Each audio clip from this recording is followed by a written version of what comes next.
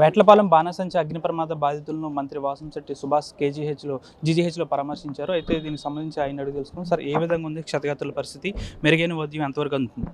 సుమారు అందులో 30 మంది వరకు గాయపడటం, దాంట్లో 20 మంది నిన్నే స్పాట్లో.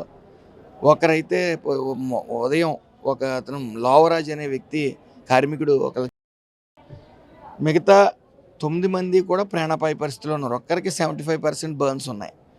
మిగతా 9 మంది ప్రాణాపాయ పరిస్థితిలోనే ఉన్నారు. వాళ్ళ పరిస్థితి ఆరోగ్య పరిస్థితి విషమంగానే ఉంది.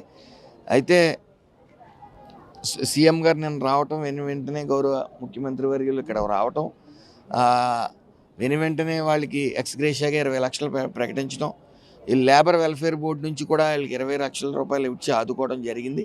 అదేవిధంగా వాళ్ళకి ఇళ్ళ సైట్లు కావాలా, పిల్లలు ఉంటే చదువుకోలేని పిల్లలు ఉంటే వాళ్ళు చదివించాలా, లేకపోతే భర్త పోయిన భార్య ఉండి ఆవిడకి ఏమైనా ఉద్యోగం ఇవ్వాలా అనేది మొత్తం కలెక్టర్ గారు అందరూ ఉండి అక్కడ గమనిస్తున్నారు.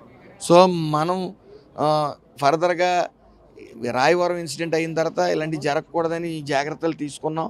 ఆ రూల్స్ వైలేట్ చేసి 15 కేజీలు ఉండవలసిన ఫైర్ ఎక్స్ప్లోజర్స్ని అధిక మొత్తాదులో జాతరకో పెళ్ళిళ్ళకో సప్లై చేద్దామని కక్కుర్తితో తీసుకుని వచ్చి అన్స్కిల్డ్ లేబర్ అంతా కూడా తీసుకుని వచ్చి అక్కడ పెట్టడం, ఈ ప్రెజర్ వల్ల లేకపోతే స్పార్క్ వచ్చో ఇంకా తెలియాల్సి ఉంది.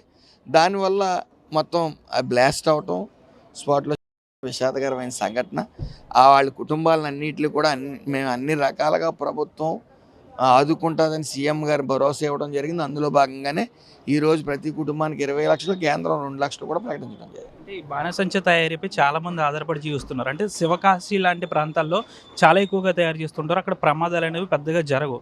అంటే అక్కడి నుంచి మీరు ఒక కమిటీ అనేది నియమించి ఇక్కడ కమిటీ వేసి మేము అక్కడికి తీసుకెళ్ళి అక్కడ పరిశీలించి అంటే ఇక్కడ 4 డిపార్ట్మెంట్లు ఇన్వాల్వ్ అయి ఉంటాయి. ఇందులో ఫైర్, లేబర్, రెవెన్యూ, పోలీస్, ఈ 4 ఉంటాయి. కాబట్టి అందరం కూర్చుని మంత్రులు కానీ మేము అందరం ఒకసారి దీని మీద ఎందుకు అక్కడ ఇన్సిడెంట్లు జరగట్లేదు, ఏ జాగ్రత్తలు తీసుకున్నారనేవి కూడా చూసి అప్పటి వరకు ఎన్ఓసీలు ఇవ్వకుండా పూర్తిగా కార్మికులు ఎవరో కూడా ఏ వ్యక్తి చనిపోకూడదు. ఈ ప్రమాదాన్ని బారిపడి ఇంచుమించు 30 మంది చనిపోయారు. 30 మంది ఇప్పుడు 40 మంది అవ్వచ్చు, ఏదైనా జరగచ్చు, పెరుగుతూ వెళ్తాయి. కాబట్టి దీని మీద కఠిన నిర్ణయాలు తీసుకోవడం జరుగుతుంది. యజమానులు కూడా పరారీలో ఉన్నట్టు తెలిసింది, వాళ్ళు దొరికారు. అందులో ఎవరున్నా సరే అందులో ఉపేక్షించేది ఉండదు. కేవలం వాళ్ళు డబ్బులు ఆస్తూనే ఇవన్నీ చేశారు.